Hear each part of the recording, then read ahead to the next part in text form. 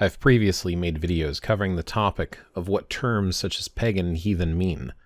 However, I've noticed that some of these videos don't really get a lot of views, and I find this particular topic to be one that is often misunderstood. Granted, terms and words evolve and change over time. However, even with that change, I don't think we should lose sight of their origin and original meaning. In fact, words can lose meaning and understanding when they are repeated over and over again by people who have no idea what they mean or where they came from. So this video is just meant for informational purposes to kind of see some of the history behind these words that you yourself may use, or maybe you have just heard of them and are kind of curious where they come from. I often find that individuals who are seeking to connect with some form of earth-based spirituality look for terms and labels to refer to themselves or their path with. Others have expressed that it's an important thing to do because it helps you connect with like-minded individuals. However, you'll quickly find that if you connect with others, there's variance in how people are using these words and what they're applying it to, and that these individuals might have little to nothing to do with things that you're actually interested in studying or practicing. Just because others are using the same term or label as you does not necessarily mean they're a good fit for you to study with, learn from, or even connect with for that matter.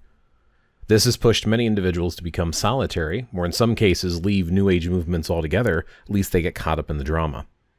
Personally, I think what you call yourself is unimportant, and honestly I would advise you against seeking out labels altogether. Many authors and even content creators online find a label and pack it full of BS to get sales and views. You are you, regardless of what you try to label yourself as. And as individuals who are constantly seeking and learning and have access to the internet and other people to talk to, there's no reason to lock yourself down into one specific path. Unless you find a very specific group that practices in a very specific way and you want to do it that way, then that would of course make sense to adapt that label. But if you're kind of doing your own thing, you don't need labels, in my opinion. Again, I'm not pushing, I'm just sharing my thoughts here. So let's go ahead and get to it and dig into these two terms. It's actually a bit of a challenge to find references, because both of these terms, pagan and heathen, are modern terms, and as I had previously mentioned, they get filled with a lot of BS, so hunting down their origin can be on the tricky side. They're very popular for New Age movements, mostly in the West because of the big boom that happened in the 50s, but the revival and use of these words is a little bit older than that. And there are many different times I can reference, or books that I can reference, where these terms started to come back in like maybe the 1800s or so. But for the most part, most of the time people are using the term based upon some of the growth that happened in the 1950s. At their core, both pagan and heathen are terms used to refer to folks as not being Christian. They're basically non-Christian, or folks that don't follow Abrahamic faiths. Originally, they were used as terms by Christians to refer to these non-Christians in a very negative sense. It was a bad thing to be called a pagan or a heathen. These words have been reclaimed in the modern era, and many flock to them as badges of identity and a way of standing out from the masses. In many cases, these individuals are folks who are jaded with society or religion on a whole, and they're just kind of rebelling against it. They're rebelling against the man. That's not always the case, it's just, it happens a lot, especially back in the 90s. I saw it myself. Oftentimes, folks will either grow out of it by growing up spiritually, or they'll reassimilate back into society and kind of leave it behind, kind of like it was a phase that they went through, so to speak. Still, there are some individuals that stick with calling themselves by one of these terms for the rest of their lives.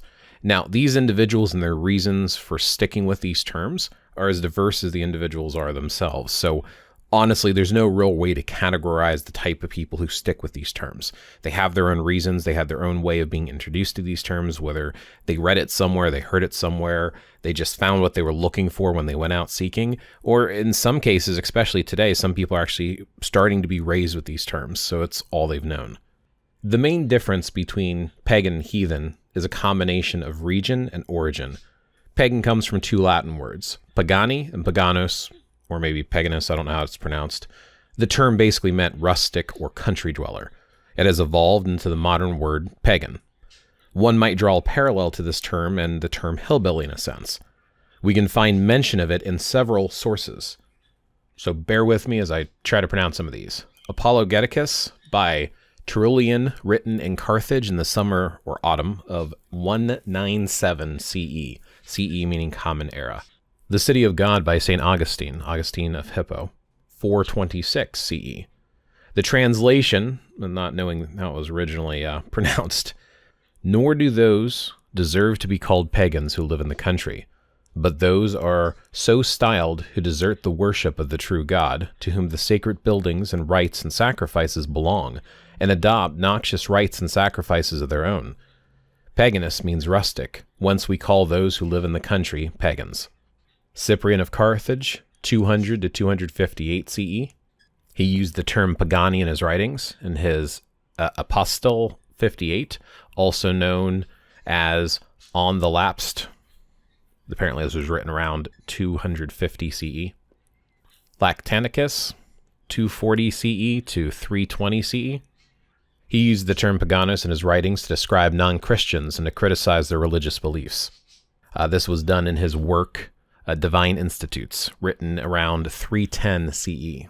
Even though we can see a clear definition of what the term Pagani and Paganus is supposed to mean, it was clearly used in a derogatory sense to refer to people that weren't Christian because, Christian was superior. During medieval times, we know that Christianity spread throughout cities, basically. You can reference different writings such as The Rise of Christianity by Rodney Stark, The Conversion of Europe from Paganism to Christianity, 371, 1386 CE, by Richard Fletcher, Medieval Christianity, A New History by Kevin Madigan, Christianization of the Roman Empire by Ramsay McMullen. So, a lot of different folks wrote about something that we're aware of. When you had medieval times, you had folks living out in the country, your Pagani, your Paganus folks, that were doing their archaic rituals and ceremonies based upon old practices. And then, as Christianity spread, it went to the cities, the information hubs, the center of information, and people, were learning and schooled in the church. Those living out in the country, in the sticks, those are the ones that weren't as educated. So it was, again, a derogatory term to refer to these people living out in the country as doing their pagan practices. So, again, it was used for folks that were not Christian. They didn't convert yet. They didn't know any better. Heathen, on the other hand, is a bit trickier. As far as I can find in its original conception, it always meant and referred to folks that were in the Germanic and Scandinavian regions that didn't convert to Christianity. I did find a source that claimed that the term heathen meant one from the heath, and heath being an undeveloped land area, so similar to the way the term pagan is used. But the only reference I can find to this is people giving hearsay, and then sources like etymology.com or etymolonline.com, which people say is suspect anyway.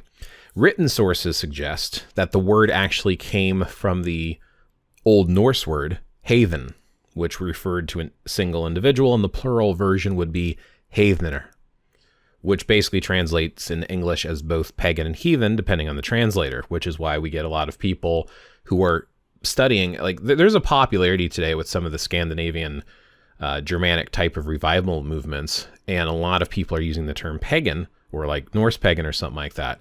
Well, we have a lot of translators who translate words like heathen and heathenr as both pagan and heathen, depending on who you talk about. An example of this is the Saga of Ólafs Tryggvasonar.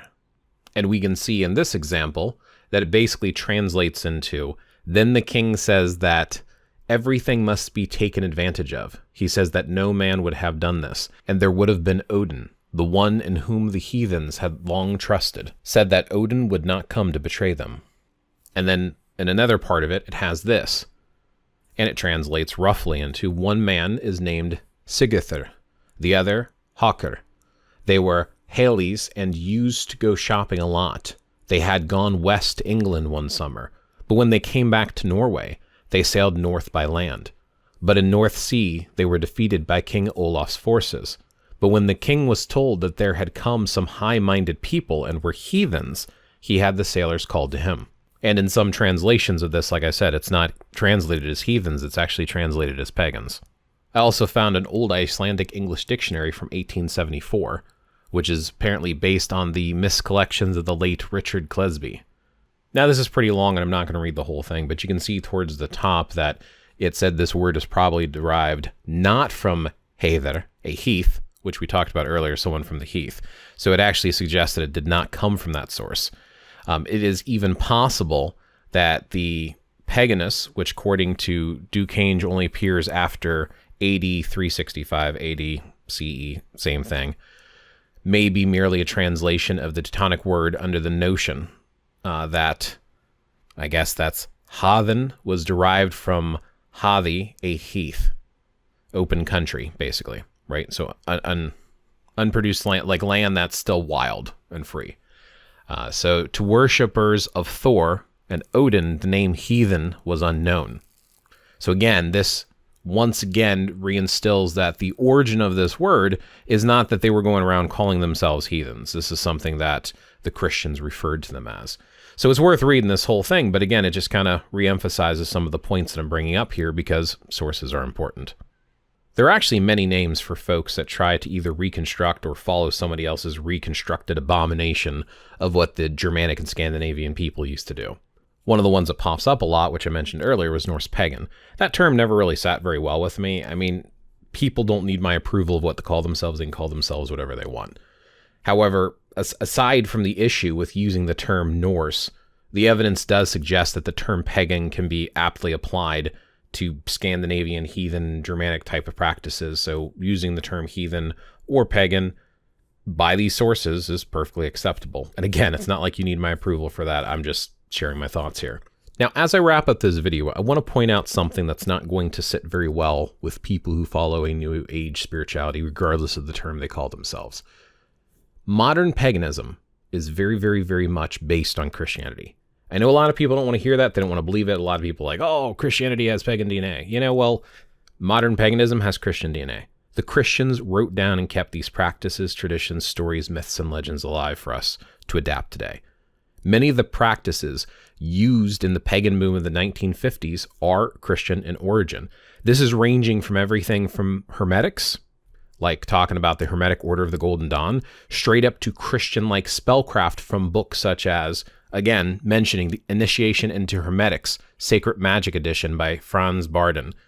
Straight up Hermetics right there. But there's also the Magus, Volume 1, written in 1801 by Francis Barrett, or the Book of Saga by John Dee. These were Christians that wrote down some of the stuff, and some of the practices incorporated into modern paganism is from Christian sources. They're Christian spells that have been modified, or maybe they were passed down from what we refer to as the old pagan practices, and they were written down by the Christians and then reconverted back, reclaimed. It doesn't really matter what you call it, but I think some respect should be given to and due to them, not to mention the generalized approach on how people do spirituality and religion today. If you grew up in a Christian-based or Abrahamic religion-based society, that is going to influence your view on how you do it. Take, for example, the heathen practices. People of the past didn't have a name for it. We see this in some of the sources that I just shared. It was just part of their daily life and culture. And I would argue still today, these practices are in modern Scandinavia today. There were actually laws outlawing some of the practices that were heathen in nature because they were still being practiced. What they're doing today and not separating it, not naming it, just going about their daily lives is how they went about practicing it. There's this Western concept, especially in the US, where they have to separate it. You have to become pagan and you have to separate it from your life instead of living it. So when people say stuff like Norse pagan, they're pulling out cultural traditions and they're adding a Christian or Wiccan element to it. They're making it something that's ritualistic and separate from daily life, which, as far as I can tell from the research that I've done, doesn't really mesh well with how it might have been done during those eras. The term Norse, as we use it today, refers to medieval Scandinavia, but they did not call themselves this. Little is known about that area and time period, and the things that have survived today are usually cultural based. They were passed by word of mouth. Things were written down hundreds of years later, and all we have is archaeology. Many of the practices that did survive are either not done or they've been Christianized.